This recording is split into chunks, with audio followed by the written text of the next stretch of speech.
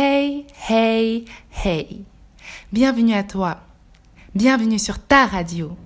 Jeune femme noire, belle et intéressante.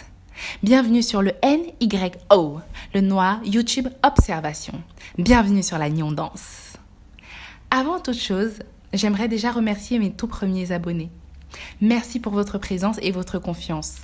J'ai juste envie de faire une chose, c'est de faire de cette radio, de cette chaîne, un lieu de qualité, que ce soit pour vous comme pour moi. Avant de poursuivre sur le thème, qui est « Tes copines réalisent leurs rêves, mais pas toi », en mettant en lumière le cas de Mila Jasmine, j'ai envie de vous préciser que j'ai décidé de traiter donc ce sujet en 2 vidéos distinctes, en 2 parties, car YouTube m'impose une limite de temps. C'est la raison pour laquelle j'ai donc fait la première partie dans une vidéo et que là, je vous mets la deuxième partie dans une seconde vidéo. Mais il s'agit du même enregistrement qui est scindé en 2. Donc, la deuxième partie va arriver de manière un peu brute de décoffrage parce que ça a juste été scindé en 2. C'est le même enregistrement. Avant de vous lancer donc cette fameuse deuxième partie, que je sais que certaines attendent, parce que j'ai eu quelques retours et ça fait super plaisir, je vous laisse écouter un petit générique. Je vais lancer le générique avec un petit air de pipeau, tout simplement pour dire à 2020 que nous ne sommes plus dupes, ou en tout cas que nous travaillons dur pour ne plus l'être. Voilà, donc c'est parti pour le générique.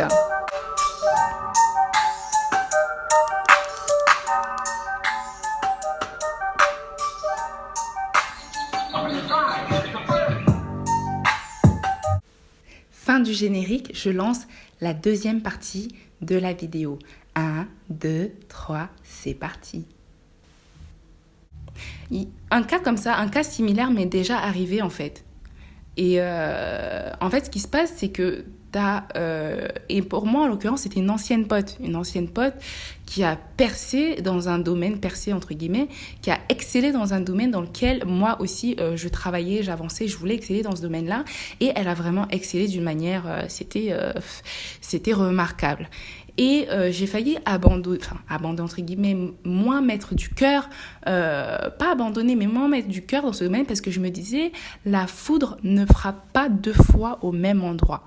On fait la même chose, elle et moi. Si elle a percé, ça veut dire que moi, peut-être que je peux réussir, mais pas dans le même domaine. C'est pas possible. Enfin, je sais pas pourquoi. Dites-moi vous en commentaire. Si vous voyez ce que je veux dire, si ça vous arrive de penser comme ça. Et en fait, ce qui est bien, c'est que le cas Mila Jasmine, ça peut aider à déconstruire ça. Parce que en fait, elle avait sa recette et juste la mayonnaise ne prenait pas. Et il manquait en fait juste un ingrédient. Il fallait ajouter ce petit poivre, ce petit ingrédient africain qui donne la sauce, le goût que ta maman donne à la sauce, que toi tu essayes, tu forces, mais tu sais pas donner en fait. Et cet ingrédient, c'était tout simplement Moujdat. À savoir que en fait, son histoire avec Moujdat, c'est pas une histoire qu'elle s'est dit je vais prendre ce mec, je vais le ramener dans la télé-réalité et avec ça je vais enfin me faire voir, je vais enfin être celle qu'on plébiscite, être le sex symbole, être considérée comme l'une des plus jolies, etc. Non, elle était dans son histoire et en fait ils avaient plein d'histoires, plein d'embrouilles, etc. Et les gens ont commencé à suivre en fait sur internet, tu vois. Les gens ont commencé à suivre, à leur donner de la force sans le savoir. Les gens aiment les potins commenter et en fait ils se rendent pas compte qui donne de la force aux gens comme ça parce que quand je suppose que du coup les producteurs de télé-réalité ont vu que ça intéressait les gens et ont fait entrer Moujdat dans la télé-réalité aux côtés de Jasmine, clairement. Et je pense que peut-être que cette dernière s'est rendue compte en fait de cet engouement qu'il naissait sur Internet et je pense que les deux ont favorisé cette entrée de Moujdat dans la télé-réalité. Et c'est là qu'en fait, tu vois, c'est le public, c'est les gens qui disent un peu dans ce sens-là, dans le cas présent en tout cas, nous, on veut voir ça et c'est ça qu'on met à la télé. Et pareil un peu, je vais faire un aparté pour faire un lien avec le cas Aya Nakamura, c'est pareil, c'est le peuple qui a dit, nous, on veut entendre chanter celle-ci, mettez-nous là à la radio, mettez-nous là, mettez-nous là à la télé. Le fait qu'elles doivent aller à la télé ou pas, ça c'est autre chose. Mais bref, c'est les gens qui l'ont monté. Tout ça pour dire en fait que je pense que cette fille ne s'attendait pas au tournant qu'a pris les choses. Parce qu'aujourd'hui, c'est vrai qu'il y a eu un certain engouement. Je dis pas qu'elle a pété... attendez.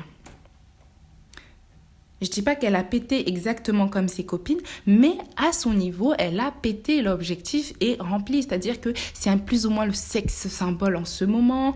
Vraiment, Mila, c'est Mila, on la veut partout. Tu vois une télé-réalité A, Mila est avec un mec X. Tu vois la pub, Mila est avec Moujdat. Tu vois la télé-réalité B, Mila est avec un mec Y en fait. Donc c'est vraiment, la fille est sur tous les tableaux. C'est celle qui fait vendre, c'est celle qui rapporte l'argent à la maison. Elle rapporte pas la coupe, mais elle rapporte l'argent à la maison. Et du coup, tu te rends compte que oui, la fille a pris son temps et je pense que ça lui est tombé dessus. Et il y a quand même cette notion de persévérance, mais il y a cette notion de recette.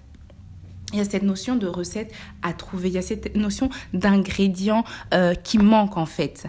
Et à ce moment-là, dès que tu as l'ingrédient, dès que tu as la recette et que tu as enfin trouvé ce petit goût qui ressemble à celui de la sauce de maman, tu peux commencer à capitaliser sur la recette magique et prendre la place de number one. Aujourd'hui, comme je l'ai dit, Mila est considérée comme l'une des plus belles femmes de la télé-réalité. En tout cas, pour ceux qui sont dans ce monde-là, qui suivent ce monde-là, et pour les gens qui les suivent. En tout cas, c'est ce que je ressens. Dis-moi en commentaire si vraiment je me trompe sur toute la ligne, mais j'ai pas l'impression. Quand tu vois une télé-réalité, tu la vois tu vois la pub, elle est avec son mec dans la pub, puis après elle est dans l'autre télé-réalité. Tu dis, oui, d'accord, oui, elle est demandée, cette fille. Bref. Alors, moi, j'ai juste une question par rapport à tout ça. C'est juste que Mila... elle a toujours été... Enfin, ça fait des années qu'elle fait de la télé-réalité. Et tout à coup, tout le monde remarque son extrême beauté. Ses formes, tout le monde les avait déjà remarquées, mais on l'avait pas autant mis en avant pour cette beauté qui aujourd'hui semble tellement exceptionnelle, tellement unique. J'ai vraiment l'impression que Moujdat, ça a été cette espèce de socle qui met en valeur un bijou. J'ai vraiment l'impression. Et par rapport à ça, moi, j'ai une question vraiment à vous poser. C'est une vraie question. Et j'aimerais vraiment que vous répondiez à ma question en commentaire. Oui, en commentaire, voilà. Alors, est-ce que pour vous, entre ses débuts et maintenant, Mila s'est tout simplement embellie? Et c'est ce qui fait que l'engouement a augmenté, etc. Elle s'embellit. Est-ce que vous la trouvez plus belle, tout simplement? Moi, je pense pas. Je pense que si on tape son prénom sur Google et qu'on regarde les anciennes vidéos, les anciennes photos et les photos de maintenant, je ne pense pas qu'elle se soit embellie plus que ça. Est-ce que, ça c'est la seconde option, est-ce que tu penses que Mila a changé d'attitude avec le temps et c'est ce qui l'a rendue plus belle? Est-ce que tu trouves qu'elle a adopté cette attitude de femme fatale? Il y a le sujet de la femme fatale, parce que je trouve que cette fille-là, c'est vraiment une femme fatale. Pour le coup, c'est vraiment une femme fatale et ça pourra faire l'objet d'une autre vidéo si vous le souhaitez. Dites-le moi en commentaire également. Si vous me dites de faire la vidéo sur quels sont... pourquoi je trouve que Mila est une femme fatale et quels sont les outils que j'ai décelés et qu'elle utilisait en tant que femme fatale. Dites-le moi, je pourrais travailler sur une vidéo qui ira en ce sens. Donc, est-ce que vous trouvez que c'est son attitude qui a changé et qui la rend plus belle? Ou est-ce que pour vous, elle a toujours eu la même attitude? Ou alors, est-ce que comme moi, vous pensez que la présence de Moujdat, c'est comme en fait cet écrin, je disais un socle tout à l'heure, mais le mot le plus adapté dans cette situation, c'est vraiment de dire cet écrin qui fait ressortir l'éclat de ce bijou qu'on peut se représenter par la jolie Mila. Voilà. Oui, aujourd'hui, en fait, j'ai pas pris un sujet qui concerne une femme noire, effectivement, mais je pense que ce sujet, ça peut nous servir à toutes en tant que femmes. Là, on est sur de l'interaction, des interactions sociales, ou plutôt même pas des interactions sociales, sur le fonctionnement en fait du cerveau, le fonctionnement un peu du développement personnel, j'irais même jusque là. Mais voilà, répondez-moi en commentaire sur la question et sur les 3 options que je vous ai proposées. Est-ce que Mila s'est embellie? Est-ce que Mila a changé d'attitude? Ou alors est-ce que c'est j'en perds mes mots. Est-ce que c'est Mouchtat, le socle, qui fait briller cette petite Mila? Donc dites-le moi. En tout cas, moi, la leçon que je pense qu'on peut tirer de tout cela, c'est que en plus de la persévérance qu'on nous vend dans tous les coachs, etc., il y a cette notion de recette, tu vois. Il y a cette notion d'ingrédient. Donc ça veut dire, dans un domaine, moi je me dis, si j'ai du mal, comme ce que je vous ai dit, moi, mon expérience avec mon ami, etc., je ne sais même pas si j'ai été au bout de l'histoire. Mais si j'ai pas été au bout de l'histoire, de toute façon, j'ai pas envie de rentrer dans trop les détails, mais si j'ai pas été au bout de l'histoire quand j'ai raconté, dites-le moi en commentaire et je reviendrai dessus parce qu'en fait moi je fais pas de montage, hein. Moi je raconte ce que j'ai à raconter, je bloque le tout et je balance sur YouTube, donc il n'y a pas de question de montage donc parfois ça va pas être forcément parfaitement organisé, donc il se peut que l'histoire n'a pas été jusqu'au bout de ma pensée. Si c'est le cas, dites-le moi, je pense que j'ai été au bout, mais en réécoutant je me rendrai compte de toute façon.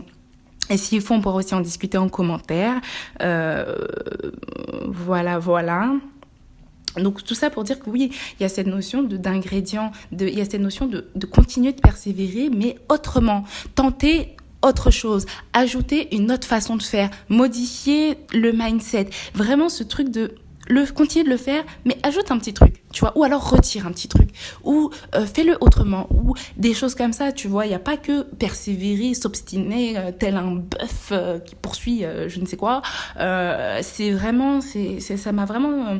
c'est quelque chose, je pense que dans ces histoires de prise de conscience, c'est forcément des choses qu'on sait déjà, mais c'est le fait de pouvoir les mettre en lumière, c'est toujours pas mal.